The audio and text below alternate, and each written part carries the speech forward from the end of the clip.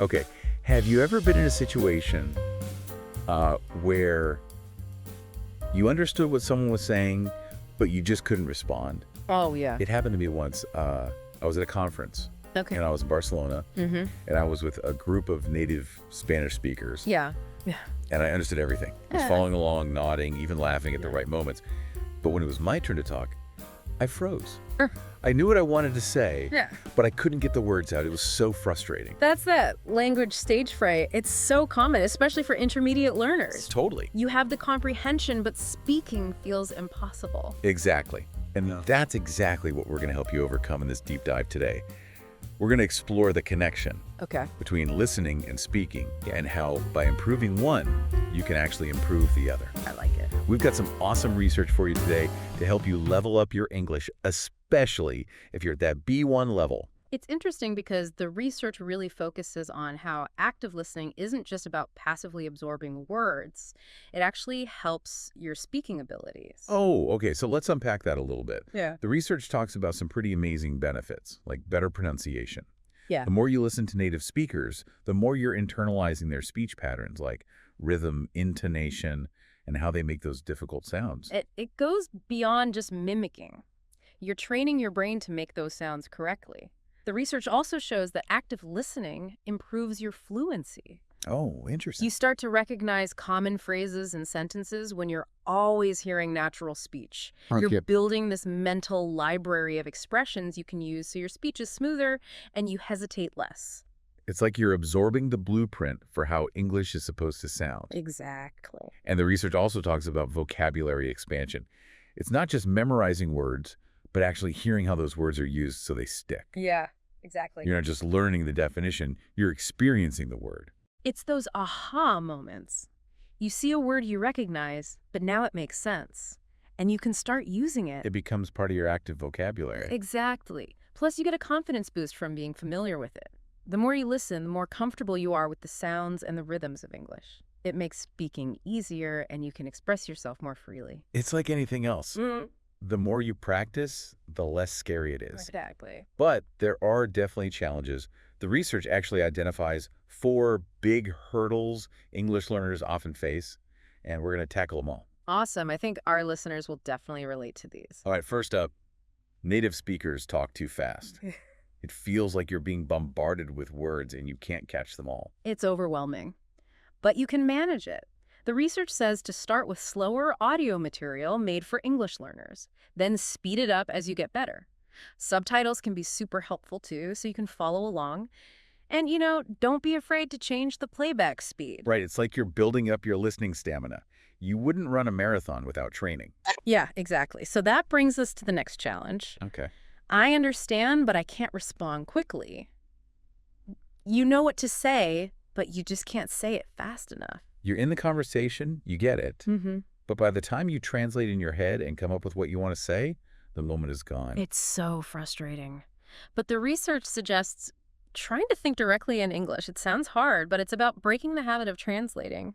Just start connecting words and phrases with their meaning in English instead of going through your native language first. So instead of thinking, I want a coffee in my native language, Right. and then translating it to English, I should try to just think, I'd like a latte, please. Yes, exactly. Directly in English. Yes. And the more you listen to real English, the easier it becomes. It's like you're building up that database of ready-to-use expressions in your mind. Exactly. Okay, challenge number 3. I'm afraid of making mistakes. I think we've all been there. Oh, yeah. It's that fear of sounding dumb or being judged Yeah. that keeps us from speaking. It's totally natural. But the research says that mistakes are good. They're how you learn and get fluent. It's like when you learn to ride a bike. Yeah. You fall a few times, but eventually you get it. Exactly. You need to focus on communicating, not being perfect. Just put yourself out there. Even if your grammar isn't perfect or you mess up a word, the more you practice, the better you'll get. You got to embrace those oops moments. Yes. Okay, last challenge. Different accents confuse me. Oh, this is a big one. English has so many different accents. It's easy to feel overwhelmed. It is. But the solution is to listen to as many different accents as you can. Okay. Find audio from different places, like international news or podcasts with hosts from different backgrounds, or even language learning apps that use different voices. So you're training your ear to be a global listener. Exactly. Wait, The more accents you hear, the easier it is to understand how English is pronounced. I like that. It's like a workout for your ears. Yeah, it is. And just like any workout, the key is to do it regularly. Which leads us to some practical ways to actually improve your listening skills. Okay, now we're getting into the good stuff. Yeah. First up, build a daily listening habit. This is so important, but you don't need to spend hours on it. Even short listening sessions throughout the day can make a big difference. So think like podcasts while commuting, news while cooking, or an audiobook before bed. Exactly, make it part of your routine. And speaking of routine, there's one technique the research mentions that I really like, the shadowing technique. Oh, shadowing is so cool. It is. You basically become the speaker's shadow and copy their pronunciation and rhythm. I've tried it, and it really helps you get those natural speech patterns. Right. It's like pronunciation boot camp. It is. And it's actually fun. It is. Can I try a little shadowing with you? Sure, let's hear it. I'll give you a simple sentence to start. Okay, I'm ready. Repeat after me. The quick brown fox jumps over the lazy dog. The quick brown fox jumps over the lazy dog. The quick brown fox jumps over the lazy dog. See, you're a natural. And you can start shadowing more difficult sentences and even whole conversations as you practice. That's awesome. And hey, if you're finding this deep dive helpful so far, hit that like button and subscribe for more language learning tips. Okay, back to those listening techniques. The research also talks about focusing on keywords and context. Instead of trying to understand every single word, you focus on the important ones and use context to figure out the rest. So you become like a meaning detective. Exactly. It's a great strategy for when you hear words you don't know. Think of it like a puzzle. You use the pieces you have to get the whole picture. I like that. And it's not just good for listening, but for speaking too. That's right. Because when you're speaking, you don't always have time to make perfect sentences. You need to get your point across quickly. And knowing the keywords helps with that. Absolutely. It makes you sound more natural and fluent.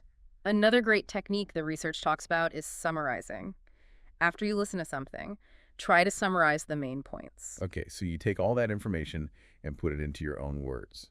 Exactly. And by doing that, you're also practicing your vocabulary and grammar. You're taking that active listening to the next level. That's right. We've been talking a lot about listening, but now it's time to focus on how to improve your spoken English. Right, because we want to help you bridge that gap between understanding and speaking. Exactly. And the research has some great advice for that. It does. You know, something that really struck me in the research was how important it is to sound natural when you speak English. It's not all about grammar. You need to have that effortless flow that native speakers have. It's true. It's what makes someone sound truly fluent. And that's where the idea of learning phrases instead of just words comes in. It's those phrases that make your speech sound natural. Exactly. When you listen to native speakers, they aren't thinking about each word individually. They use these chunks of language, phrases, without even thinking. So when you learn these phrases, you're learning how to speak English naturally. It's like having a secret weapon. The more phrases you know, the better you sound. That's a great way to put it. And speaking of practice, the research has another tip that might sound strange at first. Speak out loud, even when you're alone. I know, it sounds a little crazy, right? But have you ever tried that? Oh, definitely. When I was learning French, I would walk around my apartment talking to myself in French. It felt a little weird, but it helped me get used to the sounds of the language and practice my pronunciation. And the research agrees.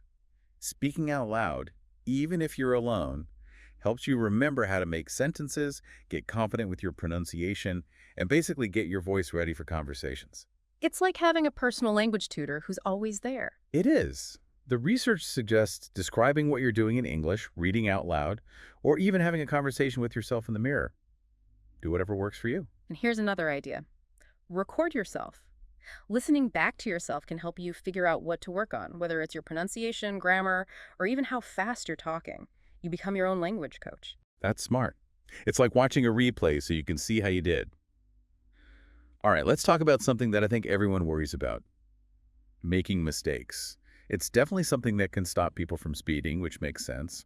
But what does the research say about that? Well, the research actually says that mistakes are a normal part of learning a language. They're how you get better, not something to be embarrassed about. So instead of thinking, oh no, I messed up, you should think, okay, now I know what to practice. Exactly. Every time you make a mistake, you're getting information on what you need to work on. The key is to see mistakes as opportunities to learn, not as failures. I like that. The more you accept that you'll make mistakes, the easier it will be to speak.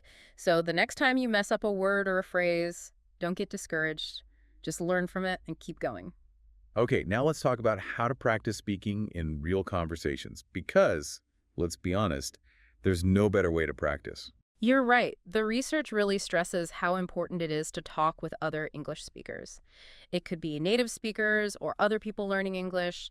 The important thing is to get out of your comfort zone and just use your English. And there are so many ways to do that now. What are some of your favorites? Personally, I really like language exchange programs. You get paired with a native speaker who is learning your language. You both help each other practice, learn about each other's cultures, and it's just a really rewarding experience. Those sound great. Mm. And of course, there are always discussion groups and clubs for English learners. Things like book clubs, conversation groups, Hmm. even movie nights. What have you found helpful about those? Well, you can meet new people who have the same interests as you, practice your speaking in a relaxed setting, and you might even make some new friends. I've always found those groups to be very welcoming and supportive. Everyone is on their own language learning journey. And if you prefer something online, there are platforms like Tandem and Meetup that connect you with English speakers all over the world. It's like having a global network of language partners. I love those platforms. You can connect with people based on your hobbies, like travel or movies. It makes learning so much more fun. And let's not forget about just using English in your everyday life. Talk to the barista at the coffee shop, ask for directions, or just chat with someone at the grocery store. Every little interaction helps. Those little moments can really add up.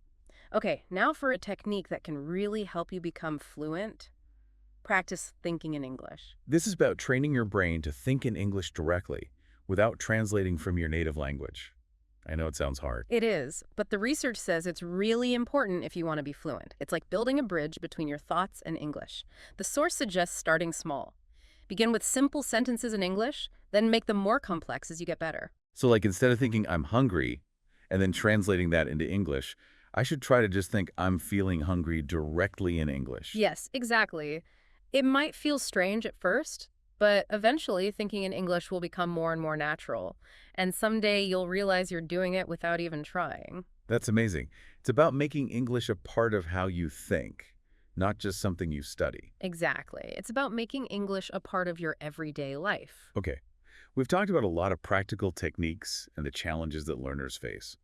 What's the one big idea you want listeners to take away from this part of our deep dive? I think the most important thing is to be consistent. The more you use your English, the better you'll get. It really is like exercise. The more you work a muscle, the stronger it gets. So make sure you're doing something in English every day, even if it's just for a few minutes. You got it. Listening to a podcast, practicing shadowing, having conversations, or even just thinking in English, it all makes a difference in the long run. And remember, learning a language takes time. Don't get discouraged. Be proud of how far you've come. And most importantly, have fun while you're learning. You know, we talked about that 15-minute daily routine earlier. 5 minutes of listening, 5 minutes of shadowing, and 5 minutes of speaking or summarizing. It's a good starting point, but as you improve, you can add more to challenge yourself. It's like leveling up. Once you've got the basics down, you can move on to more advanced skills. So what are some of those techniques for our listeners who are ready to take it to the next level? Well, for listening, there's active listening. It's not just about hearing the words. It's about really focusing on what the speaker is saying and trying to understand it on a deeper level. So you're not just passively listening, you're really engaged. Yeah. How can we get better at active listening? The research mentions note-taking. Next time you're listening to a podcast or even just a conversation, try writing down the main points. It'll help you pay attention and you'll have those notes to look back at later. So you're actively involved with the material, not just letting it wash over you. Exactly. And you don't have to write down every word, just the key ideas and any new words you want to remember. Another advanced listening technique is prediction. That means using what you already know to guess what the speaker will say next. I like that. It's like turning listening into a game. Right. For example, if you're listening to a news report about a storm, you might guess that they'll talk about where the storm is, how strong it is, and what damage it caused. When you try to predict what you'll hear, you're thinking more deeply and getting better at understanding complex information. That's a great tip. Now let's move on to some advanced techniques for speaking.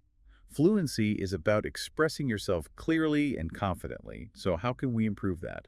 One of the best ways, and this is something I really enjoy, is storytelling. Everyone loves a good story, right? It's how we connect with each other and share our experiences. When you practice telling stories in English, you're not just improving your speaking, you're also being creative and learning how to organize your thoughts in a way that people will enjoy. So you're taking language learning beyond grammar rules and using it to connect with people. Exactly. Try telling a story in English, even if it's just a short one about your day. Focus on using descriptive words, keeping your listener interested, and getting your point across. And don't be afraid to show your personality. Absolutely. Another technique is to try using idioms and expressions. These are those phrases that make your English sound more natural and interesting, like kick the bucket or spill the beans. Oh yeah, those expressions can be tricky for learners. They can be. They don't always make sense if you translate them word for word, so you need to learn what they mean and how to use them correctly. Pay attention to how native speakers use them, and don't be afraid to try them out yourself, even if you're not sure you're getting them perfect at first. It's all about having fun with the language. Okay. Before we finish up, I want to talk about something that a lot of people are afraid of: public speaking. Public speaking. It can be scary, but it's a really important skill to have. It's more than just giving a perfect presentation. It's about connecting with the audience and making them want to listen. Do you have any advice for people who want to be better public speakers? The research emphasizes that public speaking is not about memorizing everything word for word. It's about being yourself and showing your passion for your topic. And like any skill, the more you practice, the better you'll get. So find opportunities to practice, even if it's just speaking up in a small group. Exactly. Maybe join a Toastmasters club, volunteer to give a presentation at work, or share your ideas at a local event. Every time you do it, you'll get more confident. And remember, the audience wants you to do well. They're there to hear what you have to say. Well, we've covered a lot of ground today, from the basics of listening and speaking to more advanced techniques. Any final words of wisdom for our listeners as they continue their English learning journey? Keep learning. There's always something new to learn in English, whether it's a new word, a new accent, or a new way of expressing yourself. Be curious and keep exploring. I love that. And remember, have fun. When you're enjoying yourself, learning becomes easier and the possibilities are endless. That's all for our deep dive on improving your English listening and speaking skills. We hope you found it helpful and encouraging. If you liked this deep dive, don't forget to like and subscribe for more language learning tips and advice. We'll be back soon with more ways to help you reach your language goals. Until then, happy learning, everyone.